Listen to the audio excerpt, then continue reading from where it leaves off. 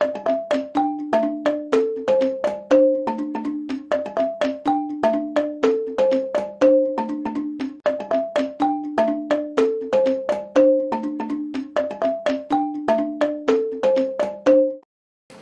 tarde para todos e para todas. Boa tarde. Boa tarde. Boa tarde. Vocês vão ter que aguentar mais uma mesa. Eu queria agradecer imensamente a presença de todos aqui. Queria agradecer também a representação do Unesco no Brasil, nas pessoas do Vansan, que já teve que ir para Brasília, Cristina Trindade, que está aqui conosco, Marilza, não estou vendo Marilza, você deu uma saidinha? Lá, Marilza, que é a coordenadora desse grande projeto, né, dentro do qual o lançamento da coletânea, da tradução em português da coletânea História Geral da África está incluído. Então, queria agradecer muito o convite, acho que também Eustáquio, né, na fala dele também, certamente, de ter convidado Programações Afirmativas na UFMG e o Núcleo de Estudos da UENG para podermos ser parceiros de vocês nesse lançamento aqui em Belo Horizonte. Eu agradeço e agradeço a confiança também de vocês nesse trabalho. Quero cumprimentar os colegas da mesa que estão aqui. Digo para vocês que já me sinto extremamente contemplado com os colegas que já estiveram. Eu vou tentar abordar esse tema, a história da... Esse enfoque, ele recai ainda muito mais sobre as questões que são referentes à realidade afro-brasileira do que propriamente à realidade africana. Por isso, eu acho que isso tudo já, de alguma forma, confirma a importância do lançamento, né, dessa coletânea aqui, da tradução dela em português, porque ele representa, então, um avanço nessa lacuna que é reconhecida não só no campo da história, mas é também no campo da pedagogia, vamos dizer assim, ou no campo da educação. Os pesquisadores e pesquisadoras vinculados a núcleos de estudos afro-brasileiros, os mais diversos, a maioria deles localizados em faculdades de educação, em cursos de ciências sociais também, têm sido aqueles que, nos últimos anos, principalmente após 2003, têm sido responsáveis por estimular e por realizar não só debates, como pesquisas, investigações e também cuidar, digamos assim, da formação de professores e professoras da educação básica voltada para esse tema.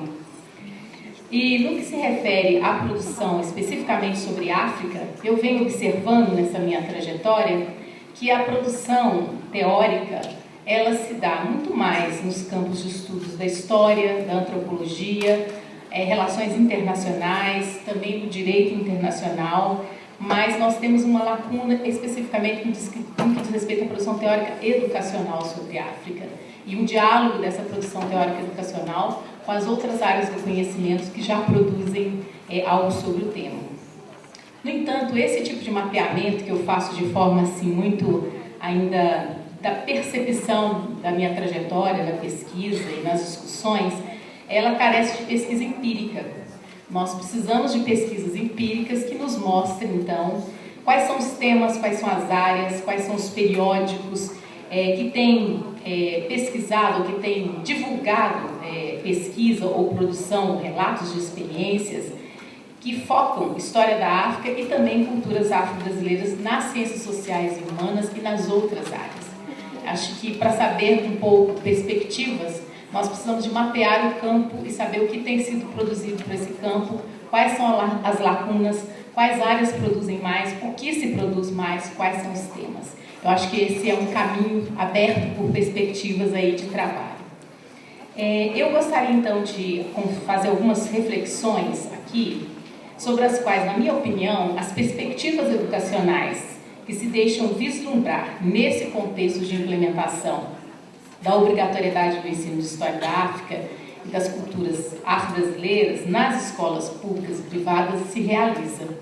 E nós não podemos nos esquecer que essa realização ela é em atendimento ao artigo 26A da LDB e ao 79B da LDB, uma alteração feita pela 10.639, e da resolução do Conselho Nacional de Educação, Conselho Pleno, 01 de 2004 e o parecer 3 de 2004 do mesmo Conselho e da mesma Câmara.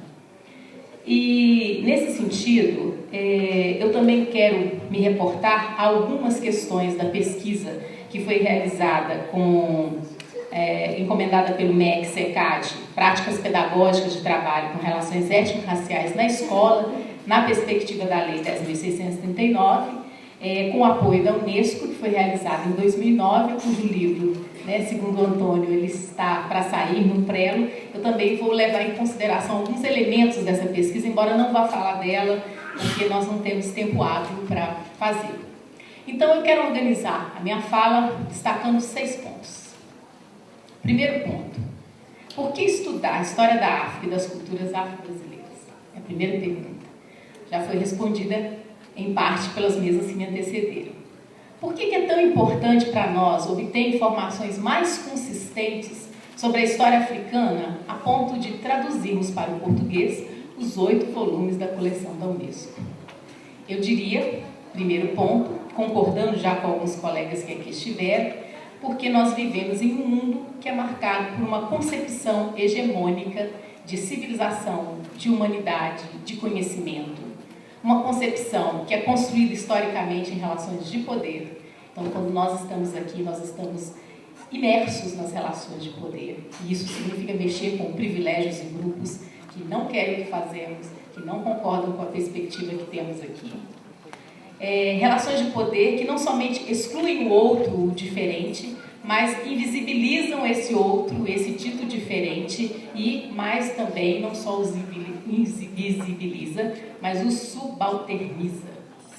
A África, a riqueza, os dilemas do continente africano, seus povos, não são somente excluídos do noticiário internacional, ou não são somente apresentados de forma estereotipada por esse noticiário internacional e nacional, muitas vezes, ou apresentados de forma pouco aprofundada nos livros didáticos, como nós já falamos aqui, não só de história e geografia, mas em tantos outros, e também muitas vezes ela é considerada sem lei, sem direito, nas práticas cotidianas e no próprio direito internacional.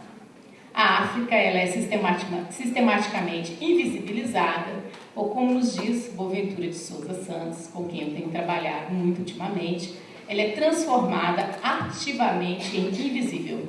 Logo, ela é considerada aqui como algo ou como um continente que não é credível. Então, por isso nós temos que estudar, por isso que é importante estudar a história da África, as culturas afro-brasileiras. Porque temos que romper com esses imaginários e perspectivas e temos que romper com essas práticas. E se somos ignorantes em relação ao tema, temos que tornar conhecedores do mesmo para que as nossas práticas sejam práticas sustentáveis. Isso também acontece com as culturas afro-brasileiras. Elas não são apenas excluídas do currículo escolar ou inseridas de forma marginal nesse currículo, nas escolas, e estereotipadas.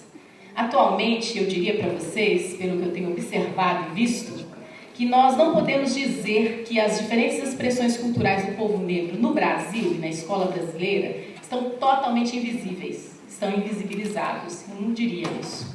Eu diria que elas ganharam visibilidade, sim, porém, vivem um processo de visibilidade subalterna. São ainda relegadas a tradições cristalizadas, estereotipadas, naturalizadas, marcadas por um culturalismo celebratório e romântico, muitas vezes. São ainda presas em ações individuais de um professor ou de um pequeno coletivo de professores e não são enraizadas de forma ética e nem conceitual na prática pedagógica e no tão falado projeto político-pedagógico da escola. É assim? Embora, no contexto da educação pública, nós tenhamos já dado alguns passos importantes nessa discussão e já existam propostas, políticas, ações e práticas, programas em nível federal e em nível de sistema de ensino e de escolas que visem uma educação antirracista e que valorizem a diversidade étnico-racial, eu diria que o estudo da história da África e das culturas afro-brasileiras ainda se encontra preso às contribuições dos africanos e seus descendentes à sociedade brasileira, e não a sua participação efetiva na construção desse país e do mundo. Ainda falamos do tráfico negreiro como se sua extinção tivesse resolvido as tensas relações hierárquicas senhor-escravo, das quais somos herdeiros até hoje nas nossas relações sociais e de poder. Ainda nos referimos à abolição da escravatura como a solução da situação da população escrava no Brasil, ou escravizada no Brasil, e um ato de amor, de bondade e heroísmo da princesa Isabel. Ainda falamos que a superação da sociedade de classes automaticamente vai superar o racismo, aí porque nós discursamos que a desigualdade econômica é mais importante que a desigualdade racial e cometemos uma hierarquia de desigualdades, algo que eu acho que é incompreensível. A desigualdade tem que ser superada.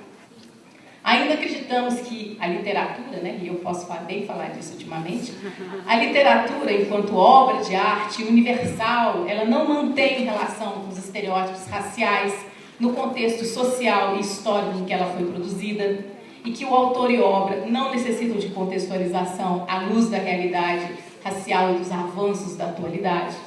Então, são visões, são perspectivas, são posições, são ações, são discursos hegemônicos ainda. Embora saibamos que os contradiscursos, eles sempre estiveram presentes, e o Luiz Alberto retomou muito a trajetória do movimento negro aqui na vez anterior, e eles não só estiveram presentes, como sempre agindo na contramão desse outro processo. Então, é uma tensão que nós vivemos, e esses contradiscursos, eles sempre provocaram reações, resistências e mudanças. Prova é que nós estamos aqui hoje. Essa é um exemplo de uma mudança. O segundo ponto. Mas se essa é a realidade mais comum, que ainda se faz presente nas escolas brasileiras, apesar dos avanços que nós temos, e também nos sistemas de ensino, com relação aos gestores, secretários estaduais, municipais de educação, inclusive essa perspectiva ainda, essa realidade que eu falei há pouco, ainda se faz presente na produção teórica crítica brasileira, não é só na produção teórica de caráter conservador. Como que nós conseguimos, ao mesmo tempo, garantir na Lei de Diretrizes e Bases que é obrigatório estudar história da África e das culturas afro-brasileiras? São sujeitos transformados em invisíveis pelo racismo, ou seja, os negros, os protagonistas do processo de reversão desse quadro, um tanto quanto caótico ainda que eu apresentei, e de reversão e de instauração de uma nova perspectiva, na minha opinião. Uma luta que nós sabemos não se iniciou com o movimento negro contemporâneo, é uma luta da qual nós somos herdeiros, porque é uma luta histórica de muito mais tempo, e atualmente são os negros, sobretudo aqueles organizados no movimento negro, nos grupos culturais, nas comunidades terreiros, nas ONGs, nos núcleos de pesquisas acadêmicos, nos espaços do poder público que visibilizam a questão africana e afro-brasileira, que visibilizam o racismo e pressionam o Estado. Essa ação, que eu chamaria de uma ação emancipatória e indutora, porque ela induz o poder público a sair do lugar, induz a universidade, essa ação emancipatória e indutora dos movimentos sociais, das ações coletivas da população negra, em parceria com outros grupos étnico-raciais que também são adeptos da luta antirracista, alcançou avanços importantes que precisam ser colocados no contexto das perspectivas educacionais. A legislação brasileira hoje, ela contempla, vamos lá, Edio, no artigo 4º, tenho aprendido muito com o Edio a fazer uma leitura da legislação da perspectiva étnico-racial, contempla no artigo, vamos ver se eu aprendi bem, no artigo 4º, no inciso 8º da Constituição Federal, como um dos princípios que rege as relações internacionais, o repúdio ao terrorismo e ao racismo. Da mesma forma, esse mesmo texto constitucional contempla no artigo 5º, no inciso 42, que a prática do racismo é crime inafiançável, imprescritível, sujeito à pena de reclusão nos termos da lei. Somado aos acordos internacionais, dos quais o Brasil é signatário, tudo isso constitui um chão democrático do ponto de vista jurídico, para a alteração do artigo 26 da LDB, com a inclusão do 26A e o 79B, que é o Dia Nacional da Consciência Negra, nem todo mundo lembra, do 79B, que torna obrigatório, então, o ensino da história e cultura afro-brasileira e africana e indígenas. Os indígenas estavam aqui, alguns grupos indígenas, e indígenas nas escolas da educação básica. A compreensão dessas questões questões, ela abre nossas perspectivas educacionais, na minha opinião, e nos ajudam a compreender e a nos instrumentalizar para cobrar do poder público e das próprias escolas a implementação, então, dessa legislação e a garantia desse direito, o direito à diversidade étnico-racial, como direito social e como direito à educação. E o que isso mudaria? Mudaria porque nos retiraria essa discussão do lugar do empenho pessoal daqueles que se interessam pelo tema, dos que vivem a discriminação na própria pele, né, do poder público. Faria com que o poder público saísse do lugar, porque ele, numa sociedade democrática, ele tem que garantir a democracia. E também nos ajudaria a sair de um lugar de que essas questões são subjetivas, então eu faço se eu sou adepto a ela ou não, e nos tiraria também do lugar do essencialismo. Ah, porque você é negra e por isso você está falando sobre isso ou pesquisando esse tema. E como que fará a escola para efetivar esse direito? Ela deverá se reinventar por dentro, questionar-se, reestruturar-se.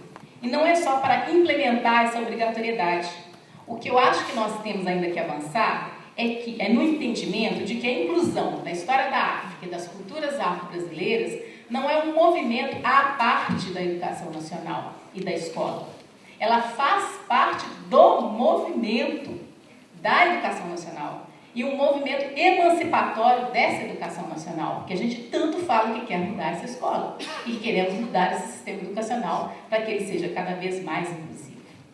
Então, deverá estar junto com as outras bandeiras que nós consideramos democráticas na educação, tais como gestão democrática, valorização dos profissionais da educação, salários dignos, condições adequadas, financiamento, construção do Sistema Nacional de Educação, educação diferenciada. Estamos no momento de discussão do Plano Nacional de Educação, como a questão da história da África, das culturas afro-brasileiras e as questões da alteração da LDB, nós temos nos mobilizado para fazer com que elas entrem no plano que vai pensar a educação do próximo decênio, inclusive dialogar com questões de financiamento. São, portanto, aqueles que o racismo tornou invisíveis, que visibilizam a si mesmos, a sua memória e assim tornam credíveis a sua história, sua ascendência africana, suas crenças, seus mitos, sua política, sua corporeidade, sua territorialidade, suas identidades. Ao fazerem isso, negros e negras, movimento negro, explicitam a forma precária como o direito a recontar a história, a cultura, o conhecimento geográfico, a literatura africana e afro-brasileira, a etnomatemática, enquanto direito educacional, tem se desenvolvido no campo do conhecimento da própria política educacional. Ao não implementá-los, ou ao fazê-los de forma intencionalmente precária e estereotipada, os sistemas de ensino, escolas, educadores, participam de um processo que o Boaventura de Souza Santos intitula de epistemicídio. E o que é o epistemicídio? O epistemicídio é a morte do conhecimento. E mais, é a morte daqueles que produzem aquele conhecimento. E no caso específico aqui do nosso tema, eu diria, parafraseando o Boaventura, que o epistemicídio, no caso da história da África e das culturas afro-brasileiras, é a morte do conhecimento sobre o continente africano, da história da cultura afro-brasileira e dos negros e negras que o produzem. Uma morte que pode ser tanto simbólica quanto prática. Portanto, se hoje nós estamos dando passos em direção ao estudo sistemático da história da África e das culturas afro-brasileiras, na minha opinião, nós temos que saber que tal situação possui uma dimensão muito mais séria do que o pedagógico. Trata-se de uma questão política e pedagógica por excelência, e aqueles feitos invisíveis nunca se conformaram com essa invisibilidade a eles imposta. Então, tornar a África, os diferentes povos africanos e os afro-brasileiros visíveis e credíveis é, portanto, uma das perspectivas educacionais do estudo de história da África e das culturas afro-brasileiras. Meu terceiro ponto, mas como estudar história da África e das culturas afro-brasileiras? As 36 escolas que nós realizamos no estudo de caso, na pesquisa que eu chamei a atenção para vocês no início, são escolas públicas, estaduais e municipais, da educação infantil ao ensino médio, revelam que há um movimento acontecendo na educação brasileira. Um movimento lento de implementação do estudo, sim, da história da África e das culturas afro-brasileiras nas escolas. Porém, esse movimento ainda não se dá de forma sistemática. Mesmo com limites, ele mostra que tem um crescimento e envolvimento de mais professores e professoras, alguns pedagogos e pedagogas, alguns diretores e diretoras nesse processo. Porém, esse movimento ele se dá muito mais em nível das escolas do que em nível do sistema de ensino, do que em nível da gestão do sistema de ensino. E quando entramos para dentro da escola, ele se dá muito mais nas práticas dos docentes e das docentes do que necessariamente na prática da gestão da escola. E nós sabemos o lugar que a gestão ocupa, e eu passei a compreender melhor o lugar da gestão depois que eu revisei essa pesquisa. Há graus, então, e níveis diferenciados do processo de implementação dessa legislação dentro de uma mesma escola. E a realidade dessa pesquisa foi nos mostrando e sinaliza que nós vivemos um processo de tensão desde 2003. É uma tensão entre a implantação e a implementação dessa legislação em nível de sistema e dentro das escolas. Falta regulamentação específica pelos conselhos estaduais e municipais de educação, que ratifique a resolução 01 de 2004 e o parecer 03. Falta também, muitas vezes existe a regulamentação específica, mas as escolas não realizam. Você tem escolas que em um turno existe a implementação, em outro turno uma tênua implementação. Então você tem um quadro muito diversificado no Brasil de como o processo de implementação dessa legislação vem acontecendo. E o que eu acho mais importante é que eu tenho aprendido que os limites pedagógicos e políticos que esse quadro nos apresenta não se limitam à implementação precária da Lei 10.639 de 2003, como nós sempre discursamos. Mas é mais do que isso. Significam o não cumprimento da LDB, da Lei 93, 94 e 96. E, por conseguinte, o não cumprimento de um preceito constitucional, ferindo a garantia do direito e a diversidade étnico-racial enquanto um direito, dentro do direito da educação. Então, nós sabemos, será que eu aprendi direito como advogada, assessor jurídico? Pois é. Sabemos que uma das estratégias do racismo é descredibilizar o continente africano, os seus povos, seus descendentes, retirando a sua história, ocultando as suas civilizações, focando somente nos processos de colonização e não dando devido trato às lutas pela libertação desses povos, focando somente na ajuda humanitária à África, amenizando o tráfico negreiro, destruindo sua humanidade. Esse mesmo racismo produz o mito da democracia racial no Brasil, inventa que não há distinções entre negros e brancos no Brasil, trata as culturas negras e sua religiosidade como algo negativo, infernal, demoníaco, naturaliza a desigualdade racial, produz uma representação de que as crianças, adolescentes e jovens negros e suas famílias são naturalmente violentos, prega e pratica o assassinato cotidiano da população negra, sobretudo dos nossos jovens negros. E esse é o quadro que a discussão da história da África e das culturas afro-brasileiras enfrenta dentro da escola. Meu quarto ponto, e a educação. Que pontos nevrálgicos nós podemos apontar como pontos que precisam ser tocados a ponto de possibilitarem perspectivas educacionais mais favoráveis nesse quadro? Eu vou pontuar, porque não dá tempo de eu aprofundar, mas talvez possa aprofundar no debate, se alguém tiver interesse. Um primeiro, a tão falada formação de professores da educação básica e superior. E hoje aqui nós falamos desde o início da manhã, e a nossa preocupação é como fazer com que todo esse material nisso não só chegue como material de apoio pedagógico, mas também que saibamos como trabalhar com esse material de apoio pedagógico, que orientações serão essas, etc. E como trabalhar com essa riqueza do volume da tradução da História Geral da África. Então, a formação de professores. E eu diria que não são apenas os licenciados em pedagogia e das áreas de humanas que se formam na universidade ignorante as questões africanas e afro-brasileiras. São também os licenciados em História, Filosofia, Geografia, em Linguística e Literatura, que foi o que nós conversamos aqui. Um outro ponto nevrálgico a ser tocado, os currículos, na sua complexidade, entendido como práticas, discursos sobre as diferenças. e fazendo propaganda do livro do professor Miguel Arroio, são campos de disputa. Ele vai lançar um livro agora, tomei emprestado o currículo como um campo de disputa, não é isso, Miguel? Um outro ponto, a produção teórica educacional crítica, que ainda invisibiliza as relações raciais e a África. Temos uma produção educacional crítica, sim, e todos nós lemos e concordamos com muitos elementos que elas trazem, mas quando nós lemos essa produção à luz das relações raciais, das questões africanas, nós vemos que muitas vezes ainda estão invisibilizadas, mesmo na produção teórica crítica.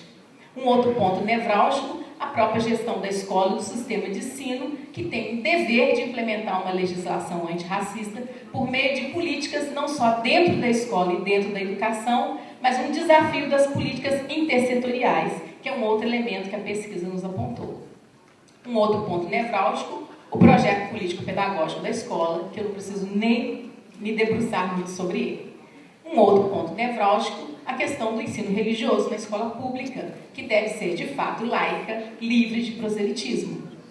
E um último ponto que eu destacaria aqui, o debate interdisciplinar e transversal da história da África e das culturas afro-brasileiras na escola. E esse é o meu quinto ponto. Como que fica essa transversalidade da história da África e das culturas afro-brasileiras na escola? O que eu tenho percebido, que as pesquisas têm me mostrado, é que o espaço para essa discussão aparece ainda muito mais como uma temática que entra com projetos interdisciplinares, digamos assim, e quando se articula com esses projetos interdisciplinares como uma temática, ela entra no nosso discurso da transversalidade. Então, nós vamos fazer de forma transversal, na história, na geografia, na literatura, no português, incluindo as questões africanas, incluindo as questões afro-brasileiras. São práticas, muitas vezes, muito bem intencionadas e que com muita tensão para elas existirem no interior das escolas, na articulação com os projetos. Mas eu venho pensando, ultimamente, algumas questões acerca dessa transversalidade. E tenho pensado um pouco com as discussões que eu tenho feito no Centro de Estudos Sociais da América Latina, no SES. Por mais que seja interessante essa transversalidade, por que ainda não pega? Porque quando mesmo a escola realiza projetos de trabalho, projetos interdisciplinares, super interessantes com a temática africana e afro-brasileira, e a gestão do sistema de ensino pode ser uma gestão que estimula a implementação dessa legislação, por que quando o professor ou a professora que puxa essa discussão sai dessa escola, isso morre? Por que ainda fica restrita a um determinado coletivo de educadores que puxam essa discussão ou dentro da secretaria ou dentro da escola? Por que esses educadores, ainda na sua grande maioria, os que puxam, são negros e negras? Por que quando nós temos um gestor envolvido nessa questão, é sempre alguém que passa por alguma trajetória de militância política, seja no movimento negro, seja em outros movimentos sociais? Ou então, por que isso ainda depende de uma coordenadora pedagógica que é sensível ao tema? Então, a minha pergunta é, por que mesmo quando transversaliza, e nós estamos buscando mudar nessa transversalidade interdisciplinar, vamos dizer assim, ainda esses problemas acontecem? E eu tenho formulado uma ideia que eu estou compartilhando com vocês, que a Shirley é culpada disso, que ela falou que era para eu compartilhar, não sei onde está a Shirley, que eu tenho chamado de uma transversalidade subalterna. Eu acho que a questão é que, ainda quando transversaliza subalternamente. E o que é transversalidade subalterna? Três aspectos. É aquela cuja temática africana e afro-brasileira está colada aos sujeitos que provocam a discussão e não ao cumprimento do direito à diversidade étnico-racial garantido na LDB.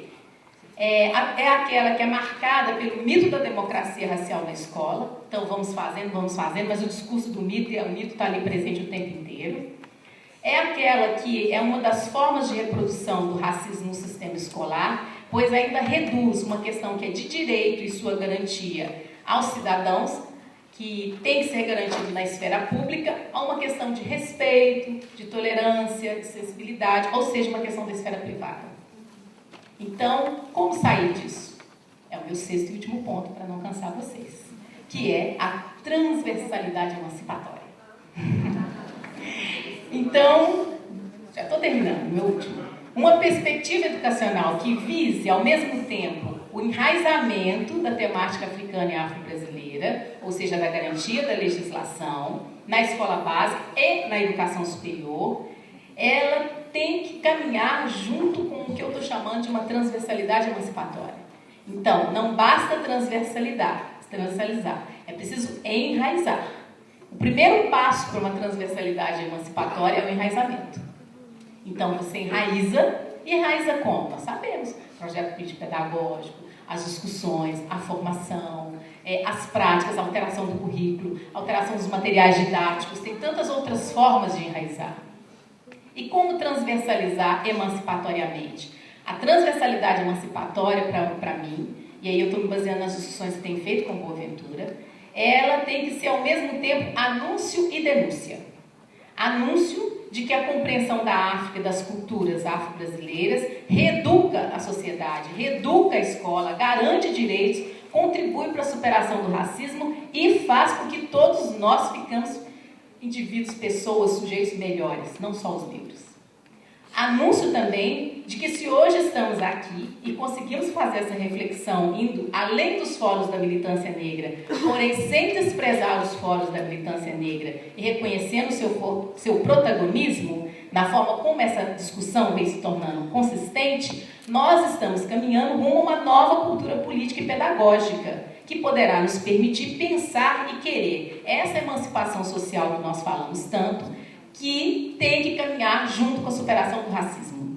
Não adianta falar em emancipação social e continuar mantendo o racismo, falando que o racismo não existe. E isso é uma contradição que nós enfrentamos na nossa sociedade. Denúncia de quê? Denúncia de ainda quão racista, quão sexista, quão homofóbica ainda são escola, política educacional, gestão do sistema e seus agentes, pois vivemos uma sociedade com essas marcas. Então precisamos mexer em estruturas profundas. É mais do que boa vontade e interesse. Denúncia ainda de que existe um abismo político e epistemológico que separa o conhecimento científico e as outras formas de conhecer produzidas nos contextos sociais e étnico-raciais diversos vividos pelos coletivos diversos. Estou terminando, André. Então, a amplitude desse projeto de uma transversalidade emancipatória, que é ao mesmo tempo anúncio e denúncia, e como isso vai se enraizando para dentro das escolas, dos sistemas de ensino, nos mostra que o que está em causa é muito mais do que construir alternativas para a implementação da obrigatoriedade da história da África e das culturas afro-brasileiras nas escolas dos sistemas de ensino. Trata-se, antes de tudo, daquilo que Boaventura e eu temos chamado de um pensamento, e aí eu inseriria político e pedagógico, e uma prática, alternativos de alternativas. Ou seja, vão além das alternativas existentes, que nos são colocadas como concessões. Vocês podem traduzir os 8 volumes, mas para estudar entre vocês. Vocês podem realizar práticas pedagógicas, mas com vocês, não é para todos. Porque se for para todos, fragiliza a ideia da igualdade. Nós temos que superar isso e entender que igualdade sem diversidade são duas... É uma parceria... Se a igualdade estiver sem a diversidade, é uma parceria incompleta na garantia do direito. Ou seja, a discussão sobre África e culturas afro-brasileiras implica uma ruptura de paradigmas conceituais e políticos. Implica uma mudança radical de padrões de trabalho, de conhecimento, de política, de territorialidade, de estética, de raça. Implica em mudanças estruturais na escola, na sua estrutura, nos seus tempos, nos seus espaços. E isso eu aprendo com os pós-coloniais. Implica em novos aprendizados políticos e pedagógicos, indo além das nossas velhas e velhas ignorâncias. Implica em descolonizar os currículos da educação básica superior e as práticas da educação básica superior. Implica em descolonizar as nossas mentes. Implica em superar o epistemicídio. Isso é muito desafiador para o campo da educação, mas é com isso que nós estamos lidando. E é com essa questão tão séria que estamos implicados, mas não podemos ser somente os que estão nesse auditório. Essa tem que ser uma discussão da escola brasileira, do Ministério da Educação, do Conselho Nacional de Educação, e nós estamos caminhando para isso, estamos dando passos para isso. Então, mais do que perspectivas educacionais, eu diria que essa mudança é uma urgência. Por isso, nós estamos aqui hoje e por isso a tradução desses 8 volumes em português da coleção História Geral da África, com tudo que ela representa e com tudo que já foi dito nessa manhã e nessa tarde. Muito obrigada.